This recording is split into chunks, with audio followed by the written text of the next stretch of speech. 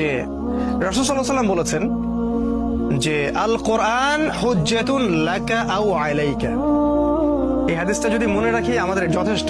তিনি বলেছেন এই কোরআন অর্থাৎ এই কোরআন কিয়ামতের মাঠে তোমার পক্ষে অথবা বিপক্ষে আল্লাহর কাছে বিচার দিবে বা সাক্ষী দিবে, হয় পক্ষে না হলে বিপক্ষে। তাহলে এখন আমরা ঠান্ডা মাথায় ভাবি যে কি করলে কোরআন আমাদের পক্ষে সাক্ষী দিবে আর কি করলে আমাদের বিপক্ষে সাক্ষী দিবে। আর বিশ্বাস করেন, কোরআন যার বিপক্ষে সাক্ষী দিবে তার নাজাতের কোনো পথ নাই। আরেকটা হাদিস রাসূল সাল্লাল্লাহু আলাইহি ওয়াসাল্লাম বলেছেন, ইন্নাল্লাহা ইয়ারফাউ বিহাদাল কিতাবি আকওয়ামান।